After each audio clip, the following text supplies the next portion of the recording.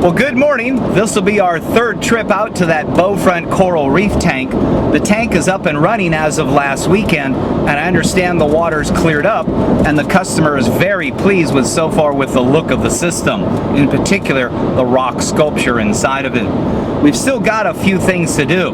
We need to install the UV sterilizer. We decided that the 48-inch 80-watt version we were going to put in last week was just too awkward not only to install, but too awkward to service. You got to have additional room to get the bulbs out of the system. So we ended up replacing it with a 114-watt sterilizer, which is a little bit more compact. We've got to cut some pipes to install that, and of course that will allow us to get the closed loop system running. In addition to that, we need to install all the Kessel lights. We need to hook up the ATO and get the float switches ready, get that reservoir filled up, and then there's also the Tunze internal pumps that we need to add. With that in mind, let's get to work.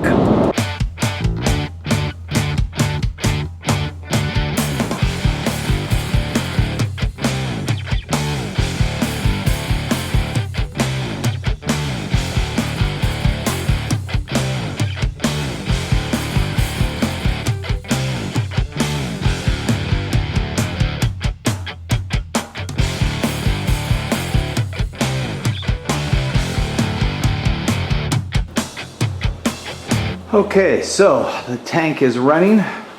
As I mentioned, we still need to put lights in, hook up the Apex system, as well as install the UV, but you can see the rock work is in there. And the tank water has cleared up. Looks pretty impressive. We've got a couple of little challenges ahead of us this morning, which have to do with the filter system outside.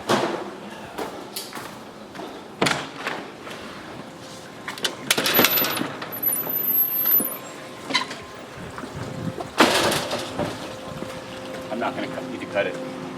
Cool. Yeah. So UV will go right here. at an angle, and there's room to get the bulbs in and out. Yeah, you might have to slide the skimmer a little bit, but Okay. And to make it at a right angle is because the reservoir's in the way, but you can turn it at a slight angle. yep. Okay, well that makes things a whole lot easier. Yep. That little bit of water collecting on the bottom, is that going to be an issue for us? No. Okay. I mean, very rarely will that valve ever need to be closed, and apparently just has a really minor leak in it. Yeah, and you would not expect that from a high-end High-end $50 valve. $50 valve, yeah. Huh. All right, well that's good news then. Yeah. So what about me draining the tank? We don't Any need to. hurry for it? Nope, don't need to. Just have to deal with it when Cande arrives. That's it. Okay. All right, well good. That makes things a little bit easier. Yeah. So we've now reached the point where the closed loop portion of the system is now glued and installed, which in turn incorporates an ultraviolet sterilizer in it. This happens to be a 114 watt UV sterilizer. It's a dual bulb unit. Again, it's on the circulation loop within the system, and it's positioned so that we can replace the bulbs easily. It's usually a mistake that's made with UV sterilizers. Happy boy? Yes, sir. Moving right along. As we work in between the AV guys installing the homeowner's new razor-thin LED flat-screen TV, we can begin to place the 5 Kessel LED lights above the top of the tank. So it's now time to mount the Kessels in the system. There are 3 360 NEs. 360 NEs for the front, which are the narrow Kessels, or the narrow beam Kessels. They'll be the ones that'll pound light all the way down to the bottom of the tank. And then there are 2 360 WEs that'll end up at the back side. That'll be more wide spectrum or wide angle, and those in turn will illuminate the upper rear portion of the reef crest. And we'll have these mounted on aquariumlightmounts.com. Aquarium LED mounts. Aquarium LED mounts, lighting mounts, which are swivel or articulating, which will allow us to secure them to the inside of the cabinet up there, and at the same time be able to aim them as to where it is we want them to go. So we're now measuring to position or place the mounts themselves. Again, 3 across the front and 2 across the back. So with the mounts secured to the inside top portion of the canopy, he's now securing in the ball swivel mounts that attach to the mounts, and then the lights in turn will connect to those ball swivel mounts. And we'll be able to aim the lights. The back ones will kind of aim this way, and these ones will all kind of aim that way, so that eliminates any shadowing on the rocks, and we also penetrate deep down while not getting too much bleed of light onto the glass. So had to make a quick trip down to the electronics shop to get some stereo male to stereo male adapters to connect in the Kessels properly. I've now returned, and Scott's got the LED lights above the top of the tank hooked in, and you can see the light that's dangling or shimmering inside the tank. Of course, he's run into another little challenge, and that is the network cable that will give us internet access. Somehow the end of it got boogered up, but our stereo TV installation guy is helping us out, and he's going to put a new connector on the end of it. Scott has the Tunzes placed inside the tank. You can't actually see them at the moment, and they're not running yet, but they are in fact in there. And all the ballast and cords are currently placed up on top of the shelf above the top of the aquarium, so we are moving forward.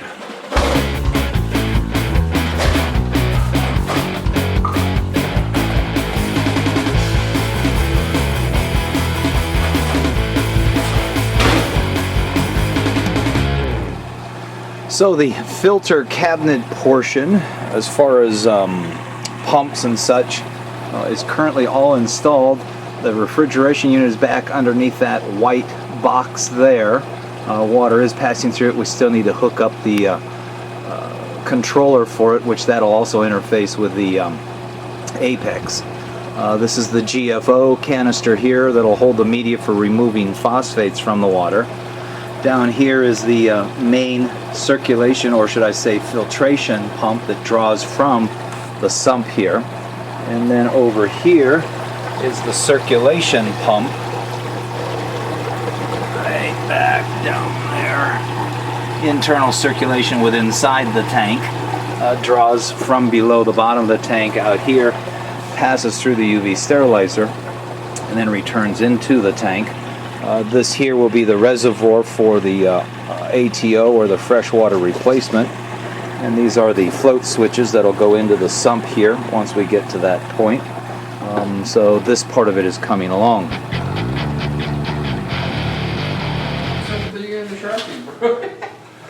So we've temporarily shut down the tank so that we can drain out about 200 gallons of water. We need to drop the water level about 24-30 inches. We need to get in there and polish out a couple of little bumps on the inside and a couple on the outside. This will also allow me to do the first 100-gallon water change as well. And then Cande is here. He'll do the polishing. And then Scott is currently hooking up the Apex and part of the leak detector system. As a monitor and controlling unit, the Apex system will monitor the aquarium's pH, conductivity, temperature, as well as ORP. In addition, it will control the sump's water level, operates an automatic food dispenser, and will dispense the calcium and alkalinity supplements.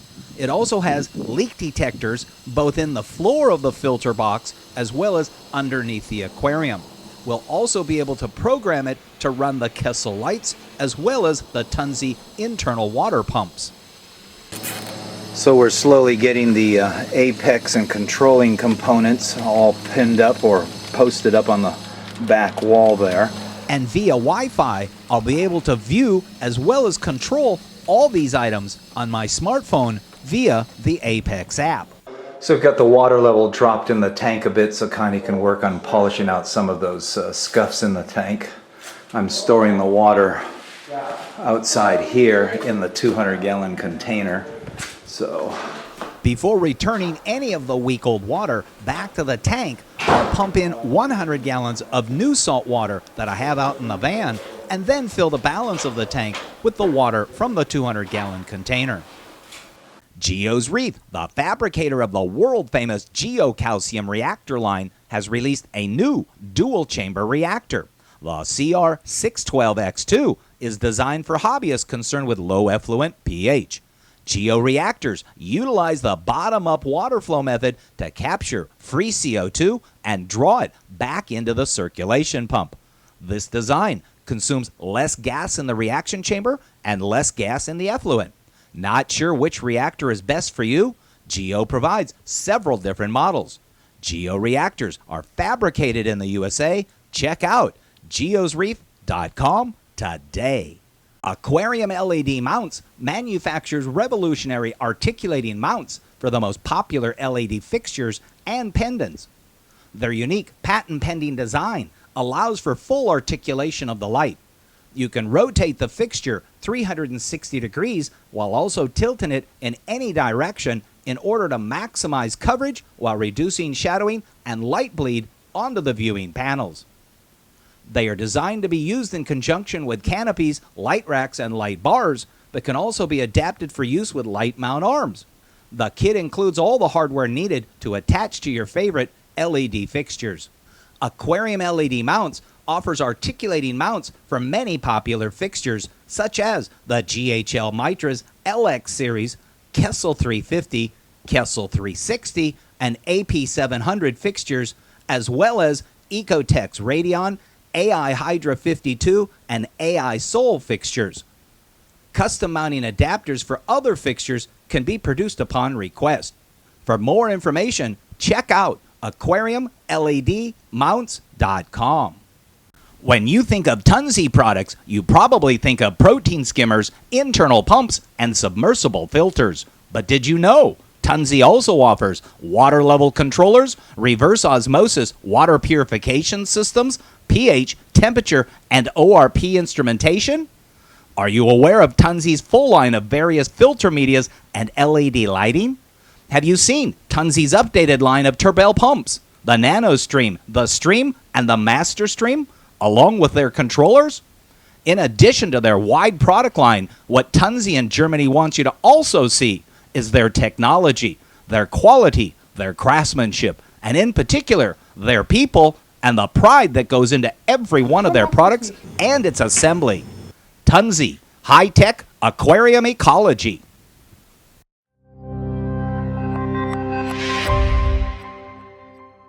At some point, there comes a time in everyone's professional career where they must move forward.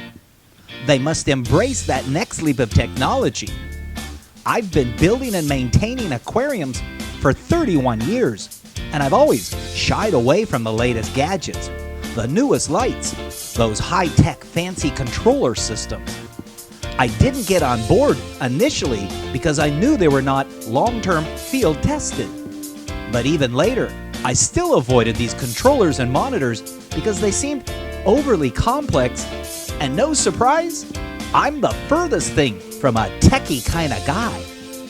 After now being introduced to the Apex system by Scott, I realized that 2016 was the year for me to have my electric moment. So what changed? Neptune Systems has been creating aquarium monitoring and controlling systems for nearly 18 years. So they've been around for a long time. But over the last few years, they snuck up on me and created a system to monitor your aquarium from anywhere in the world and control all the devices without having to be an electrical engineer. Okay, so you've got my attention now. The system is called Apex, and the cloud-based software it comes with is called Apex Fusion. Apex Fusion is the recent improvement that has made it so super simple. Using the step-by-step Get Started guide, The Apex was easy to install and get connected up to their Apex Fusion cloud-based control. In only a matter of minutes, I got the basics going and could monitor all the tank's vital signs: temperature, pH, ORP, salinity, water levels, leaks, and tons more from anywhere in the world. It'll even send me text messages.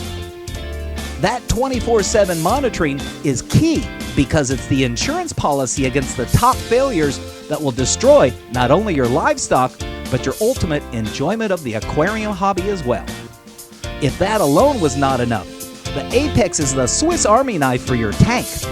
It can control many different aspects of the aquarium that often require many discrete pieces of equipment.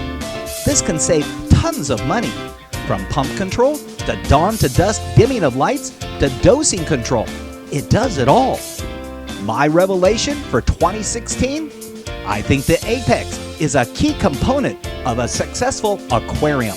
And remember, if I say it's easy to set up and use, that says it all.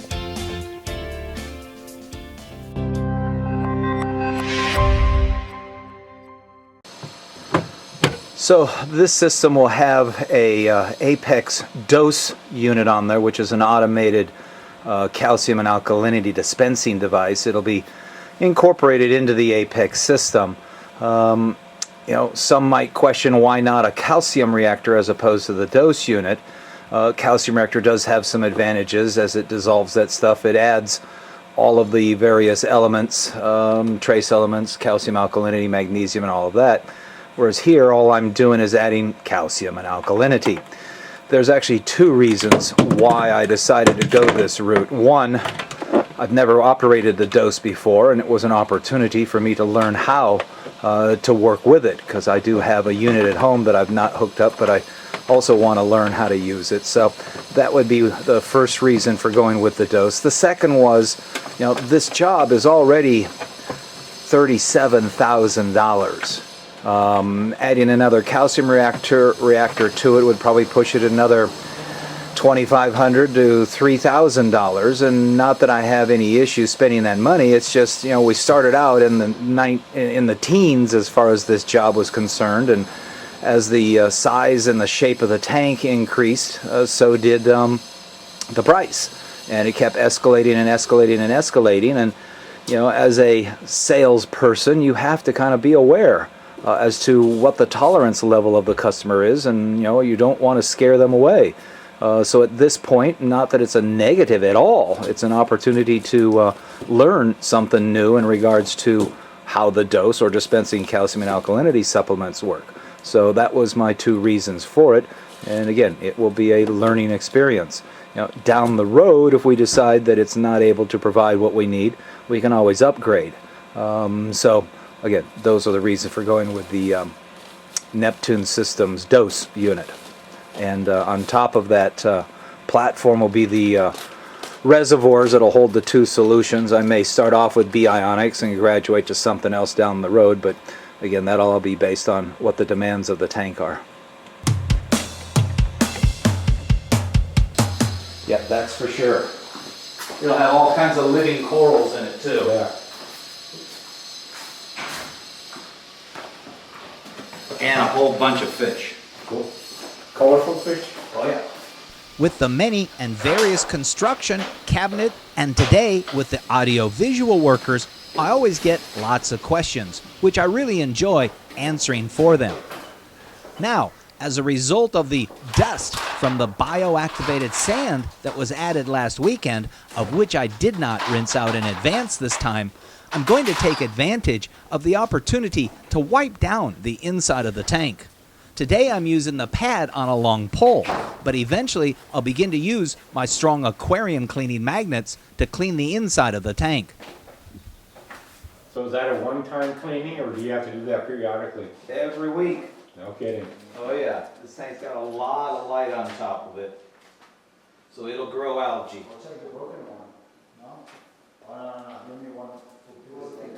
And you come and do that? Yeah. Okay, good. Huh? I was gonna say, I can't imagine the homeowner up there. That's the same one I use in all the other tanks. Because we're gonna put a receiver in. So with the water level down, I wanted to show you the Tunze, and we created that mount to the left, which uses the aquarium magnets to hold the Tunze pump itself to the mount, because the thickness of the material in the tank is beyond the ability of the magnet. And again, there's another unit over here, which I've just discovered they're barely hanging on, so now would be an opportunity for me to secure those too. As you might expect, with all the rock that went into this tank, at some point it may end up causing some scuffs or scratches in the acrylic material as it was lifted up or into the tank. Cande is here today with the water level dropped so that he can sand and polish out the scratch, one on the inside and one on the outside face of the tank. Part of that polishing process involves using wet-dry type sandpapers to smooth down the surface around the edge of the scratch. This is always a frightening thing to watch. And then using a buffing wheel to feather or polish out a slightly wider area so as to make the repair disappear completely. So the installation is coming along. Most of the Neptune Apex stuff, such as the display module, that's the controller for the chiller, the relay controller. That there would be the actual controller for the chiller. There's an EB8 right there. There's an EB832 down there. I believe that's the breakout box that runs the float switches, the peristaltic pump for the ATO. All of this stuff is hooked up. We are running into one issue, and that appears as though the network cable, which is what allows us access to the internet, there's an issue with it. We don't know whether it's connectors or it's just cross-wired or what, but without that we can't control or make adjustments outside of the unit. It's already pre-programmed, but this display module here won't allow us to do any adjustments through it, and at the moment, without the internet, that's our only access into the Apex. So there may be one more trip to come out and make adjustments for everything, but we are moving forward in the installation. So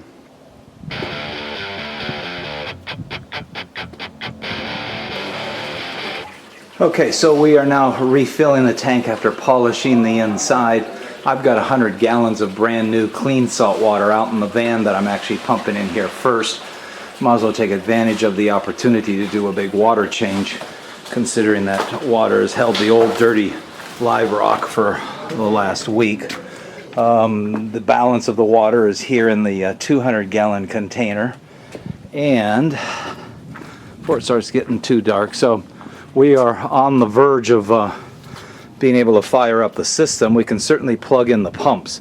Apparently there's an issue with the network line, maybe more specifically with the cable. And without the cable, we don't have access to the internet, and without access to the internet, we don't have the ability to monitor or control or adjust anything off the Apex. So either be a case of just running the two pumps as we did previously for the last week, or if they can find out if there's something and fix it with the network line, maybe we can get online this week. So with our fingers crossed, let's hopefully everything works out. So it's my understanding that we finally got the network issue resolved. So Scott's busy programming some stuff right now, and we're filling the tank up with new salt water. As soon as the 100-gallon container in the van is filled up, then we will start using that other water.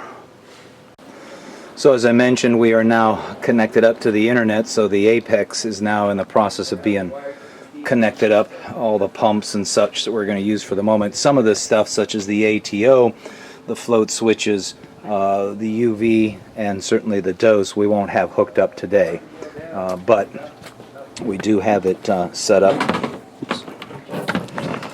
so that we have internet access and can monitor and control things. Well, I'm gonna have to get out of here pretty quickly, but we got the Apex online for whatever reason. I guess when the electrician was here, he wired the cable, the network cable, from the router upstairs to down here wrong. So that caused some problems. Fortunately, they had their AV installer here who put a new connector on the cable, rewired the cable for us, and that's golden. So our Apex is back online. We've got our closed loop, our return pump, our UV sterilizer, our Tunzes, our Kessels, all that stuff is wired through the Apex now, and remotely controllable.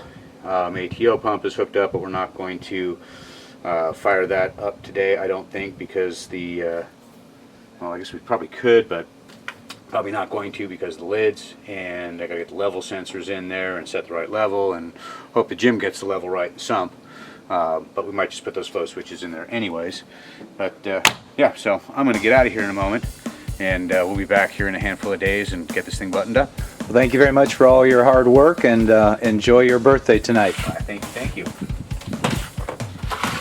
And Keep moving forward.